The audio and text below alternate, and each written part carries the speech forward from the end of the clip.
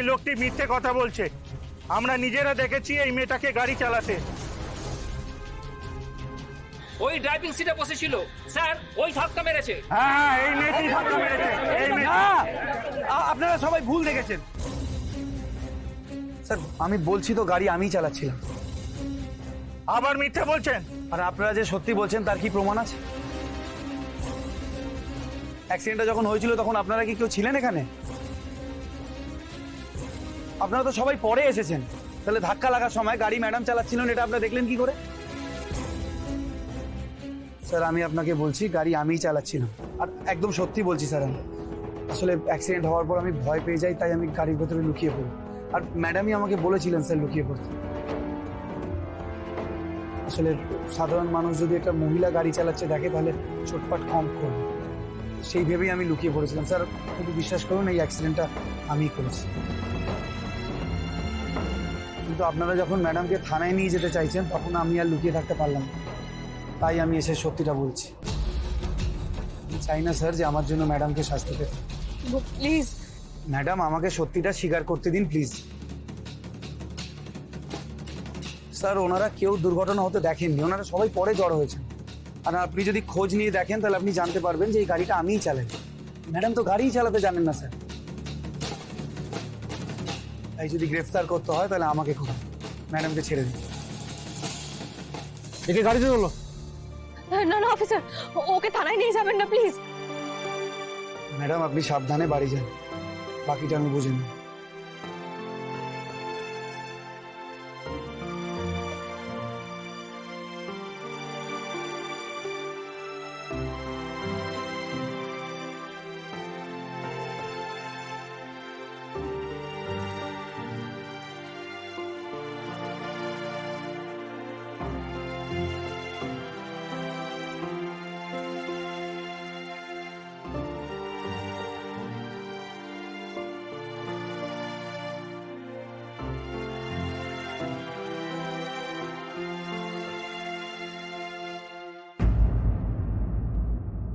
কাজ কমপ্লিট হয়ে গিয়েছে তো?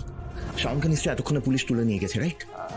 না স্যার, কোত্থেকে কে জানে ওই ম্যাডামকে বাঁচাতে হুট করে টপকে পড়লো। মানেটা কি? কে? একজন ছেলে হুট করে এসে বলে এই অ্যাক্সিডেন্টটা ওনার জন্য হয়নি, গাড়ি আমি চালাচ্ছিলাম, অ্যাক্সিডেন্ট আমার জন্য হয়েছে। শুভ! আমি আপনার কোনো ক্ষতি হতে দেব না কখনো। তাই বলে আমার জন্য তোমাকে এইভাবে লকআপে বসে সাফার করতে দেব না। আমি বাবাকে এক্ষুনি সবটা জানাবো। বাবাকে বললে বাবা যদি পুলিশকে একবার বলে পুলিশ তোমাকে ছেড়ে দেবে। দেখো আমি এক্ষুনি ফোন করছি। না ম্যাডাম প্লিজ স্যারকে ফোন করবেন না, স্যারকে কিছু জানাবেন না। কিন্তু কিন্তু কিন্তু বাবাকে শুধু স্যার নয় ম্যাডাম, আপনি প্লিজ কাউকে কিচ্ছু জানাবেন না। আমি স্যারের ক্ষমতার অপব্যবহার করতে চাই না, তাতে লোক স্যারের দিকে আঙুল তুলবে। কিন্তু তুমি তো দোষ করোনি, বরঞ্চ আমাকে বাঁচাতে পুরো দোষটা তুমি নিজের ঘাড়ে নিয়ে নিয়েছো। এই সত্যিটা সবাই না জানলে শাস্তিটা তো তোমাকেই পেতে হবে। পেলে পাবো ম্যাডাম, কিন্তু এই ব্যাপারটা যদি স্যার জানতে পারে তাহলে ইস্যুটা আরো বেড়ে যাবে ম্যাডাম। স্যারের পেছন পেছন মিডিয়া আসবে, তারা স্যারের নামে চারটে বাজে কথা বলবে। ওনার কি অ্যাক্সিডেন্ট ঘটিয়েছে এই ঘটনার সাথে ওরা স্যারেরও যোগসূত্র খুঁজে বার করার চেষ্টা করবে। আর ম্যাডাম স্যার যদি জানতে পারে যে অ্যাক্সিডেন্টটা আপনি ঘটিয়েছেন তাহলে তো কেলেঙ্কারি হয়ে যাবে, স্যার খুব রেগে যাবে ম্যাডাম। তাই আমি বলছি স্যারকে কিচ্ছু জানানোর দরকার নেই। তার মানে আমি এখন কিছুই করতে পারবো না? করার কিছুই নেই ম্যাডাম, এখন আপনারা স্যারের দূরত্ব ধীরে ধীরে কমছে। আমি চাই না এই ঘটনার জন্য আপনাদের দূরত্ব বেড়ে যাক। বাড়লে তার জন্য তো আমি দায়ী থাকবো শুভ। কেন যে আমি বোকার মতো গাড়িটা নিয়ে বেরোতে গেলাম? তোমাকে একবার জানালে এত বড় ব্লান্ডারটা হতো না। প্লিজ ম্যাডাম বারবার এই কথাটা এখানে বলা বন্ধ করুন। শুভকে বাঁচাতে আমিও সব করব। এতদিনও সব কিছু থেকে আমাকে আগলে রেখেছে, তাই ওর জন্য আমি নিজের জীবন বাজি রাখতেও রাজি। আপনি শুধু একা নন ম্যাডাম, আমিও শুভর জন্য নিজেকে শেষ করে দিতেও রাজি। না, কারোকে নিজের জীবন শেষ করতে হবে না। তোমরা দয়া করে একটু শান্ত হও, আমি দেখছি কি ব্যবস্থা করা যায়।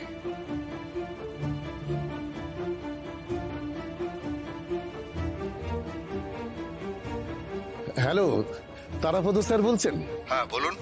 নমস্কার নমস্কার, আমি প্রদীপ অধিকারী বলছি। হ্যাঁ মানে আমার ছেলে শুভ।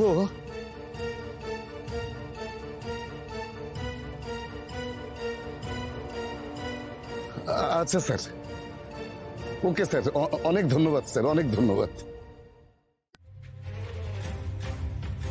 শোনো, আমি একজন ইন্সপেক্টরকে ফোন করেছিলাম, তো উনি এখানকার ওই পুলিশ ইন্সপেক্টরের সাথে কথা বলেছেন, কিন্তু মনে হচ্ছে উনি খুব টেটিয়া, সহজে শুভকে ছাড়বে না। আমাদের না এখন ওই যার অ্যাক্সিডেন্ট হয়েছে তাকে খুঁজে বার করে তার সঙ্গে কথা বলাটা খুব দরকার। তবে বৃষ্টি, এই একটা বিষয় আমার প্রথম থেকেই খটকা লাগছে।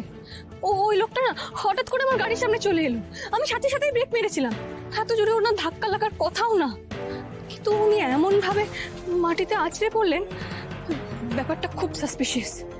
মানে মানে এত সিরিয়াস অবস্থা হওয়ার কথাই না। আচ্ছা, আমরা তো ওই এলাকার সিসিটিভি ফুটেজ চেক করতে পারি, তাহলে তো বোঝা যাবে যে ওনার বড় চোট লেগেছে নাকি। আর যদি চোট না লাগে তাহলে ওনাকে বলবো, পুলিশকে বলে দাদাকে ছাড়ানোর ব্যবস্থা করে দিতে। কিন্তু কিন্তু তাকে খুঁজবো কোথায় বৃষ্টি? আরে বাবা, যদি খুব জোর চোট লেগে থাকে তাহলে তো যে কোনো হাসপাতালে যাবে, হাসপাতালে গেলেই তো আমরা পাবো।